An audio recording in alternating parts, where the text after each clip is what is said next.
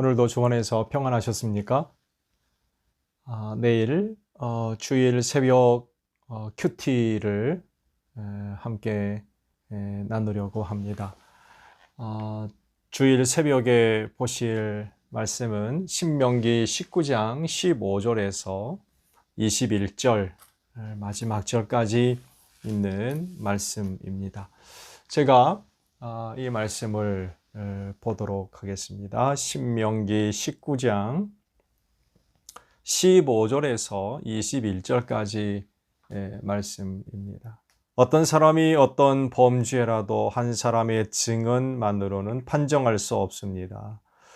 두세 사람의 증언이 있어야만 그 일을 확정할 수 있습니다. 남에게 죄를 뒤집어 씌우려는 나쁜 증인이 나타나면 소송을 하는 양쪽은 주님 앞에 나와 그 당시에 제사장들과 재판관 앞에 서서 재판을 받아야 합니다. 재판관들은 자세히 조사한 뒤에 그 증인이 그 이웃에게 거짓 증언을 한 것이 판명되거든 그 증인이 그 이웃을 해치려고 마음 먹었던 대로 그 이웃에게 갚아주어야 합니다. 그래서 당신들 가운데서 그런 악의 뿌리를 뽑아야 합니다. 그러면 남은 사람들이 이 말을 듣고 두려워하여서 이런 악한 일을 하는 사람이 당신들 가운데서 다시는 생기지 않을 것입니다. 당신들은 이런 일에 동정을 베풀어서는 안 됩니다. 목숨에는 목숨으로, 눈에는 눈으로, 이에는 이로, 손에는 손으로, 발에는 발로 갚으십시오. 아멘. 주일 새벽에 함께 나눌 말씀은 19절 중반절에 있는 말씀입니다. 갚아주어야 합니다. 라는 그런 구절의 말씀이 있어요. 오늘 주신 말씀을 보시면 어떤 느낌을 갖게 되십니까? 저는 이 말씀을 읽으면서 이제 묵상해 볼 때에 섬뜩한 그런 그 느낌을 좀 받았어요. 왜냐하면 누군가에게 악의적으로 해를 입힌 결과가 굉장히 심각하기 때문에 그렇습니다. 그대로 갚아줘라. 그대로 갚아줘라. 라고 말씀하시기 때문입니다. 피해 보복이죠. 그런데 하나님께서 이렇게까지 말씀하시는 이유가 뭘까요? 섬뜩함을 느낄 정도로의 참 두려운 말씀을 제정하셨는데 이유가 뭘까요? 그것은 이스라엘을 지키시고 보호하시려는 의도가 담겨 있습니다. 즉 이스라엘을 악한 죄로부터 이스라엘을 지키시려고 하시는 거죠. 이런 피해 보복법을 제정하심으로써 그런 악한 죄를 두려워하게 하신 거예요. 멀리하게 만드신 거죠. 이스라엘이 젖과 꿀이 흐른다는 가나안에 들어가 살게 된다고 해도 그들은 죄로부터 자유한 것이 아닙니다. 자칫하면 더 심각한 죄에 빠질 가능성이 커요. 근본적인 이유는 그들도 죄 가운데서 태어난 죄인이기 때문에 그렇습니다. 더 나아가서 가나안이라고 하는 이방의 부패한 그런 그 민족들 사이에서 살아야 된다는 사실은 결국 많은 유혹과 미혹에 노출되어 있다는 것입니다. 가나안은 그들을 죄로부터 지켜주는 곳이 아닙니다. 오히려 반대로 유혹이 많은 곳입니다. 그래서 어느 때보다도 그들은 그곳에서 자신을 죄로부터 잘 지켜야만 합니다. 그것이 말씀에 순종하는 생활이었던 거죠. 하나님께서도 이를 모를 리 없으시겠죠. 그래서 가나안에서 이스라엘을 죄악으로부터 지켜주기 위해 그런 강력한 법을 제정하시고 지키게 하셨던 거죠. 사람 해치는 죄, 이 죄를 두려워하게 하신 겁니다. 말씀만 보면 하나님에 관해서 오해가 생겨요. 피의 보복을 말씀하시기 때문에 그렇습니다. 그렇지만 그런 이유가 담겨 있다는 것을 알면 피의 보복법을 이제 새로운 시각으로 볼 수 있게 하시죠. 결국 피의 보복법은 그들을 구원하시려는 하나님의 은혜에서 나온 법입니다.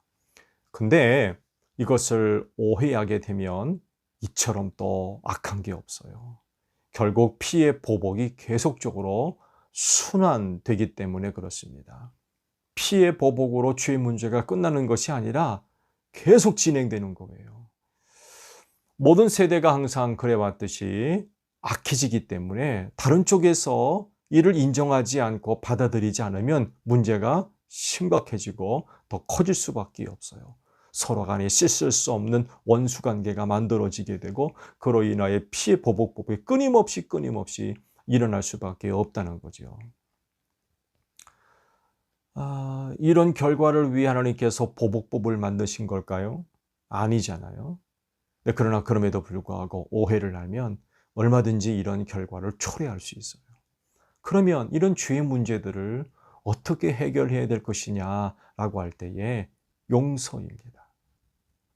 피의 보복으로서가 아니라 용서하는 거예요.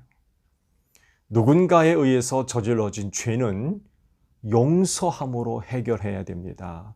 피의 보복은 그들을 죄로부터 지키기 위한 방편이고 실제적으로 죄의 문제를 해결하는 방법은 용서예요.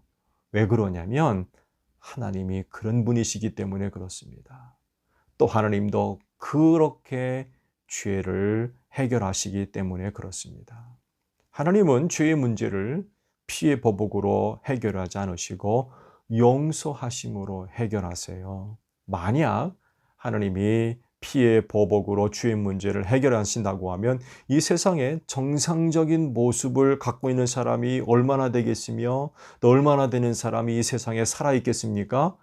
피의 보복복은 정말 두려운 거예요. 그러나 하나님은 그렇게 죄의 문제를 해결하지 아니하시고 용서하심으로 해결하시는 분이세요. 그리스도인은 누군가에 의해서 저질러진 죄의 문제를 피의 보복으로 달려들 것이 아니라 십자가의 용서로 다가가야 됩니다. 그래서 하시는 말씀이 원수를 사랑해라. 너희를 미워하고 핍박하는 자들을 위해서 기도해라 라고 말씀하신 거죠. 그 피의 보복을 생각하면서 죄의 결과의 심각성을 인식하며 악한 일들을 두려워해야 되죠. 그리고 누군가의 죄악은 십자가로 대해야 된다는 것입니다. 왜냐하면 하나님께서 용서하심으로 문제를 해결하시기 때문에 그렇습니다. 그래서 문제가 잘 해결되면 영혼 하나를 구원할 수가 있게 되는 거죠. 어제 아침에도 잠깐 말씀을 봤습니다만 이에 관련해 예수께서 아주 귀한 말씀을 주셨죠. 마태복음 5장 38절의 말씀을 다시 보게 되면 눈은 눈으로 이는 이로 갚아라 하고 말한 것을 너희는 들었다. 그러나 나는 너희에게 말한다. 악한 사람에게 맞서지 말아라. 누가 내 오른쪽 뺨을 치거든 왼쪽 뺨마저 돌려대어라. 너를 걸어 고소하여 내 속옷을 가지려는 사람에게는 겉옷까지도 내어주라. 누가 너더러 억지로 오리를 가고자 하거든 십리를 같이 가주어라. 내게 달라는 사람에게는 주고 내게 꾸려고 하는 사람을 물리치지 말아라. 내 이웃을 사랑하고 내 원수를 미워하여라 하고 말한 것을 너희는 들었다. 그러나 나는 너희에게 말한다. 너희 원수를 사랑하고 너희를 박해하는 사람을 위하여 기도하여라. 그래야만 너희가 하늘에 계신 너희 아버지의 자녀가 될 것이다.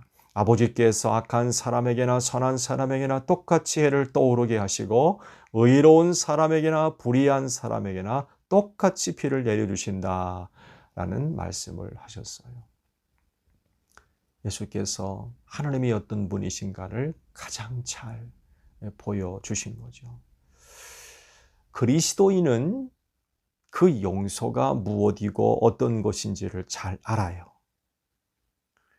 우리가 그 용서를 받은 사람들이기 때문에 그렇습니다. 또한 이것은 그리스도인이 그렇게 할 수 있다는 것을 말하기도 해요. 그 은혜를 힘입었기 때문에 그 은혜가 우리에게 힘이 된다는 거죠. 그 힘을 힘입고 그 은혜를 힘입고 죄를 용서할 수 있다는 거죠. 여러분, 교회마다 십자가가 높이 서 있지요. 교회가 십자가를 세상에 보여주는 이유가 뭘까요? 그건 죄인을 향하신 하나님의 사랑과 용서가 있다는 것을 보여주는 게 아니겠습니까? 그럴진데 여러분, 오늘도 귀한 주일을 맞이해서 용서합시다. 오늘도 하나님의 위대한 용서가 여러분들을 통하여서 베풀어져서 누군가의 죄가 진정으로 참되게 해결함으로 하는 복된 주일이 되시기를 바랍니다. 샬롬.